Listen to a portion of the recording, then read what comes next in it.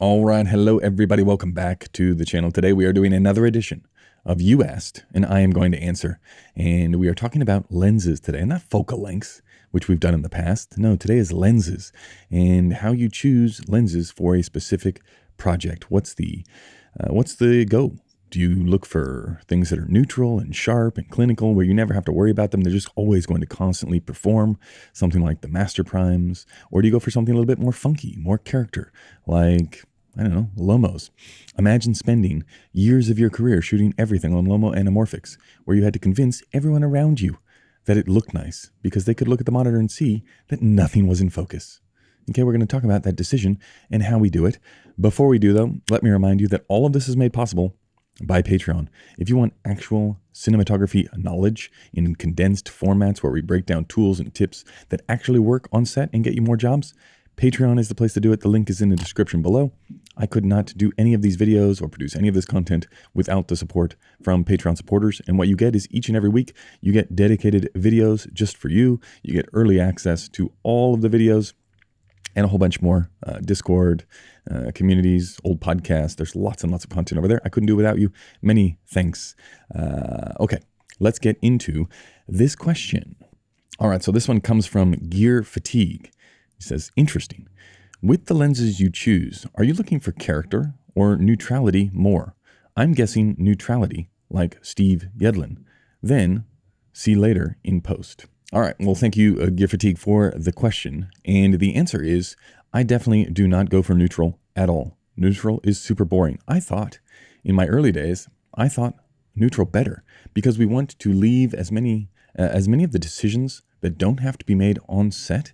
The later that we can leave that in the process, I always thought the better it was for me at bringing whatever vision I had in my head to life.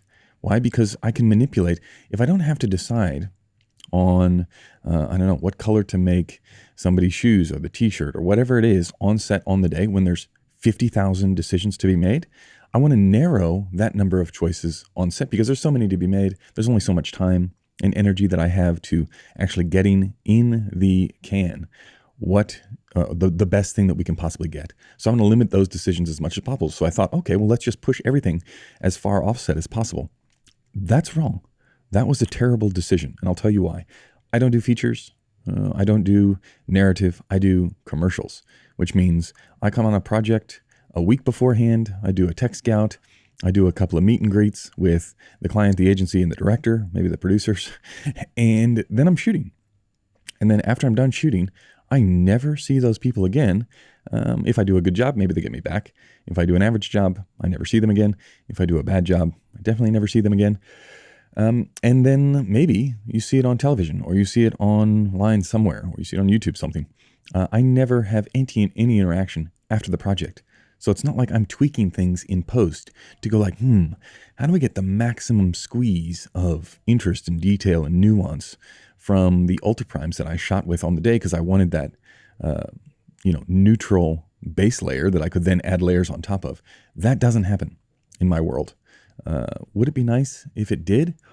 Not really. Why? Because I realized just make those decisions for everyone. Nobody in this whole process wants to make decisions. If you come across someone that actually wants to make a decision that matters, that's probably the director. And if that's true and they want to do those things and they have an opinion and it's strong, like where you actually might get pushback. So I'm thinking if you suggest, some crazy Zelmus anamorphics, right? Those are the weirdest lenses I could possibly think of. We should shoot this on the Zelmus. If the person responds, no, I don't think we should. Man, that is, you got to keep her, right? Because now they care. What's that expressing is they care enough to go, I don't think that's a good idea. I'm going to make it uncomfortable by saying no. And then I'm going to demand that you come up with something better. Or if you can't come up with something better, I'll fix it. And you know what they think? When they have to fix it themselves, they think, what do I have you for if I have to fix it? The large majority of individuals do not want to be held accountable. They don't want to make decisions that then require them to be held accountable. They want to do the opposite of that. And before I answer the rest of the question, let me just say this. I know lots about cinematography. You know what I don't know a lot about? Audio or music. You know who does? The sponsor of today's video, Audiio. And guess what they are offering to you?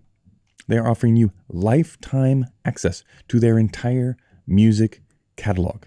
Yes, that is right. Lifetime access. That means you pay once and you get lifetime access. And I thought, that's pretty good. That's pretty good lifetime access, but it's not good enough for me. So I went back to him and I said, that's a pretty good deal. I like the sound of that. I know that you guys have the best music catalog out there. I don't know anything about that world. I need music for my projects. Okay, that makes sense. But I wanted to offer you something more. So I said, hey, listen, I went in hard negotiation tactics.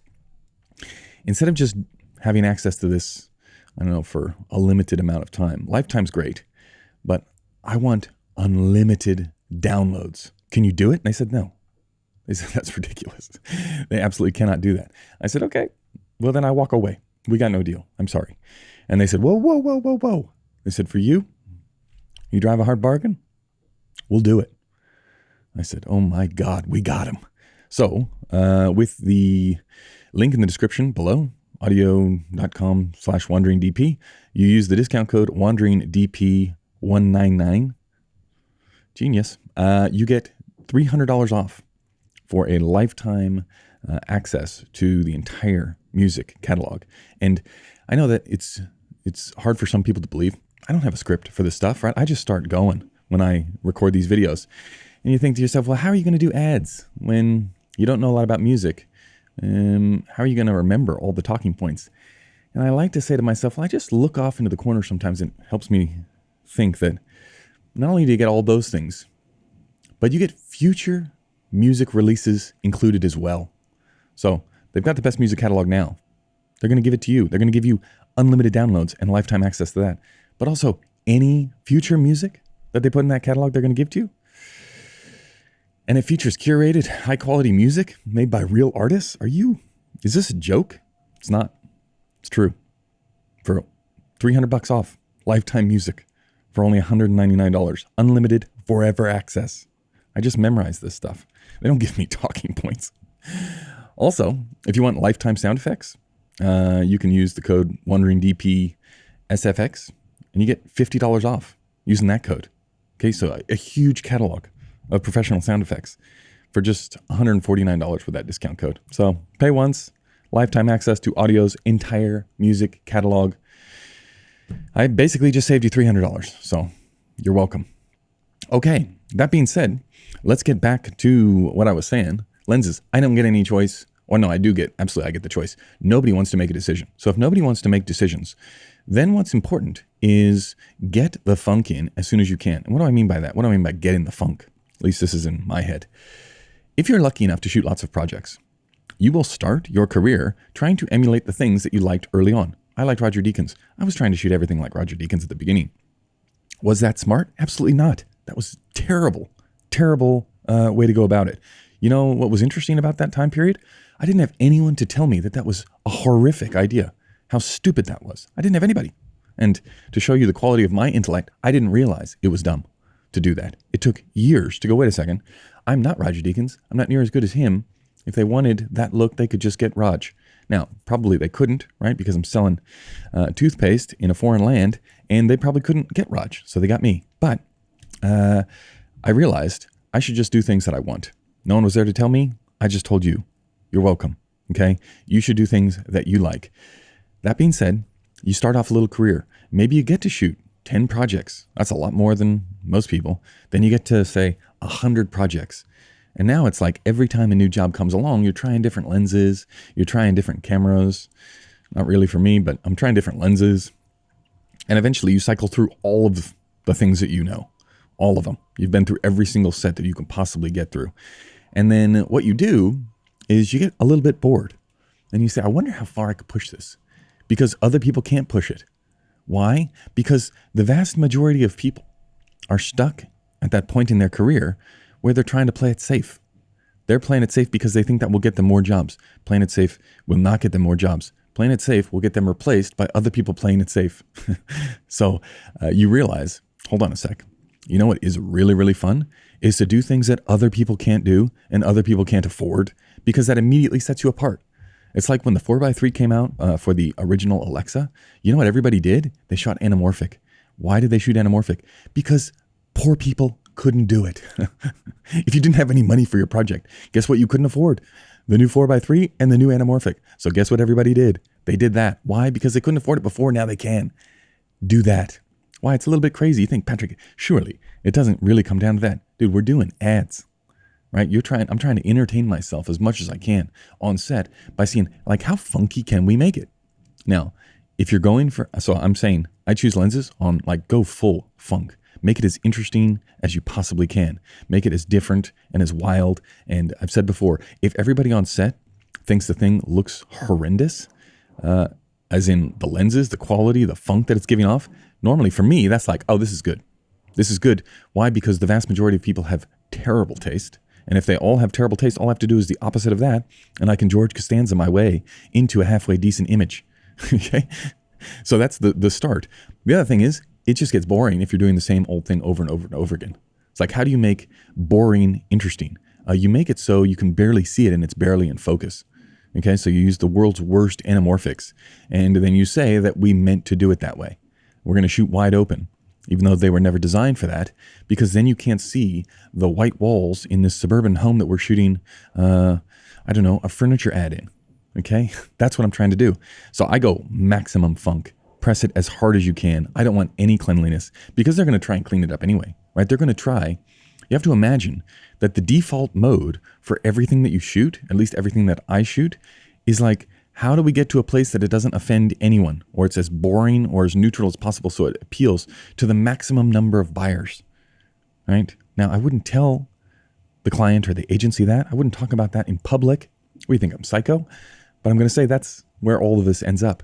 So rather than giving them the option to do whatever they want, you say, no, I'm eliminating all those options by choosing this particular funky lens that you cannot come back from.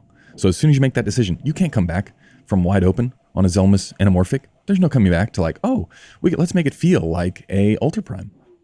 Not going to happen. Okay. So my thought process is make it as funky as you can. Number one, because you get bored. You do 500 projects. It's like, okay, we just have to try something new. Anytime a new lens comes out, let's use that one. Why? Because nobody else has used it. Then it's going to look different. If it looks different, it's going to be interesting. If it's interesting, you might end up with more jobs. I don't know. I mean, would I take advice from me? Probably not.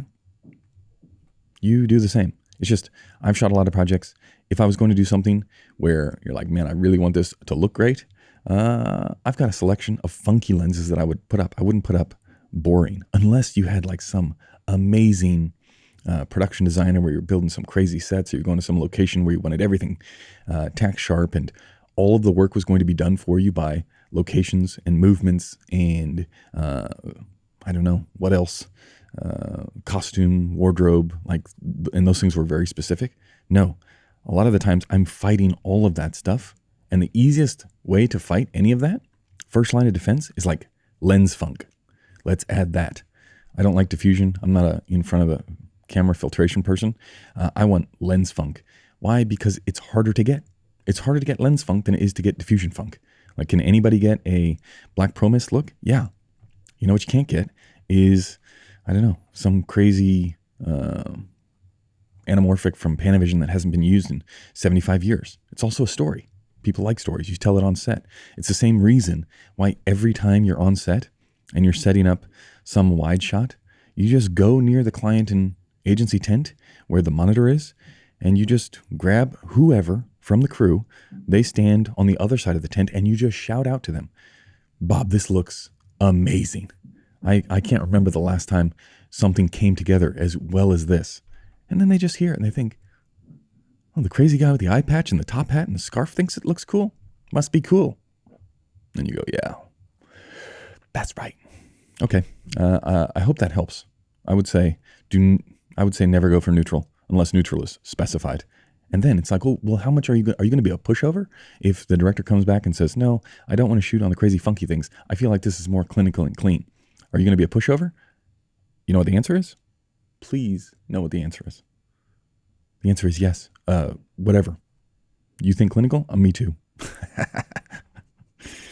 Me too. I love clinical. In fact, I was testing you before and you passed. So let's shoot clinical and let's make this a ripper project. Okay, that's going to do it for this one. Many thanks. We'll see you in the next one. Goodbye.